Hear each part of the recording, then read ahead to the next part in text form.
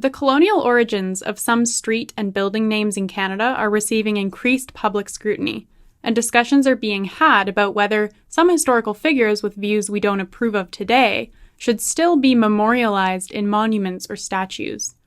With the year coming to an end, here are the 5 most contentious cases of monuments being removed and places being renamed in 2019. Number 5. Part of Peter Robertson Boulevard is renamed Guru Nanak Way in Brampton, Ontario. In October, Brampton City Council voted to rename part of Peter Robertson Boulevard Guru Nanak Way after the founder of Sikhism, Guru Nanak, just in time to celebrate the Guru's 550th birthday. One of the councillors who introduced the motion, Gurpreet Dhillon, pointed out that Brampton is home to one of the largest Sikh populations in the world. However, not everyone was celebrating the decision.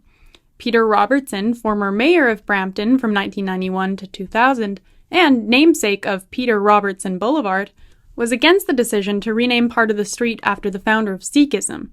His argument was that it is problematic and perhaps upsetting to some people to be naming streets after religious figures. Number 4. Amherst Street becomes Atatakan Street in Montreal. Montreal's Amherst Street became Atatakan Street after City Council approved a name change in August.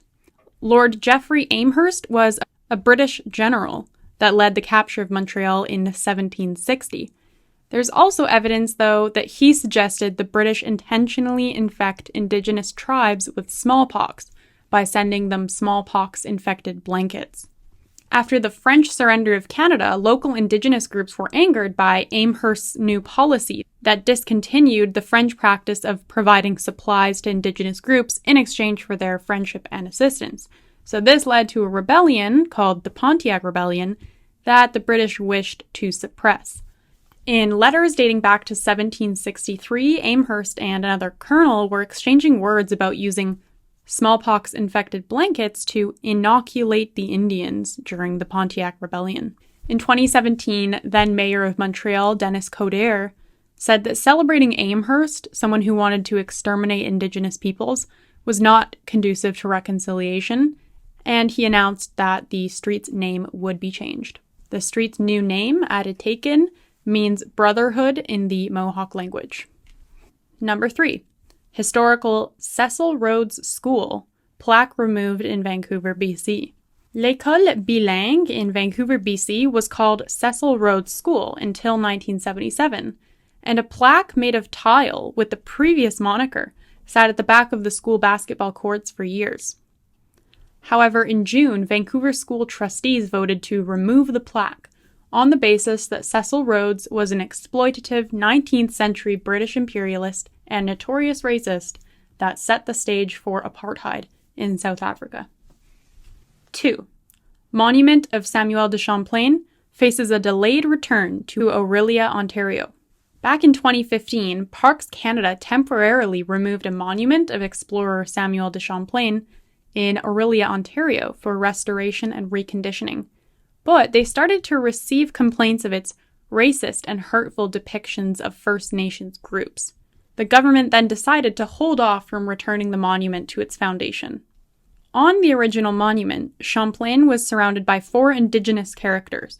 2 were looking up at a Jesuit priest as they sit at his feet, and on the other side were 2 other Indigenous peoples sitting at the feet of a fur trader. According to the city of Orillia, the design of the statue represented Champlain's role in bringing Christianity and commerce to New France.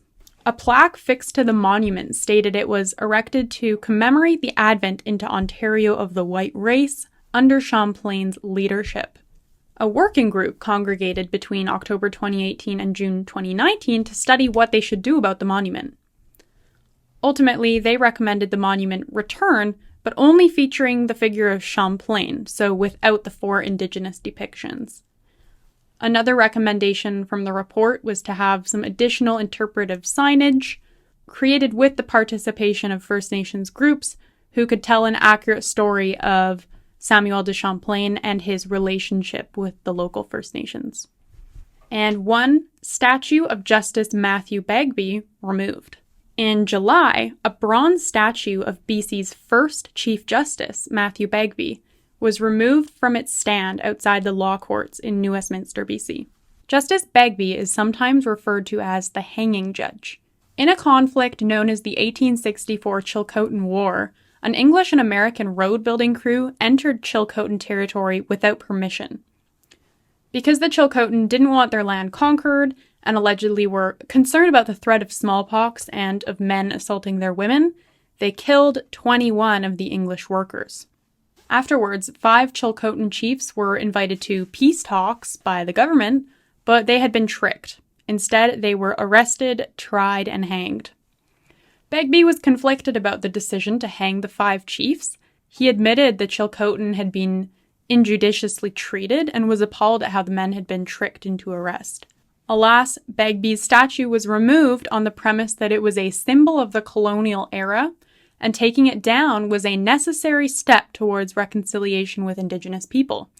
Local First Nation groups were reportedly cheering as the statue in New Westminster was lifted away. However, in his time, Begbie was actually well-liked and popular among First Nations chiefs, and he spoke 2 Indigenous languages, he opposed efforts to displace First Nations from their land, and he forced legislation that ensured First Nations women would receive their share of the estates of their English partners. But New Westminster wasn't only home to a statue of Matthew Begbie, there's also Begbie Square and Begbie Street.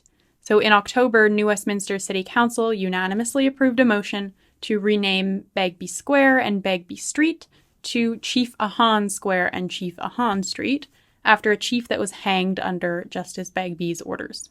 What do you think about these historical rewrites? Were some of them justified, or do you think it's better to leave our colonial-era buildings and names alone, but maybe add some additional context? Let us know what you think in the comments.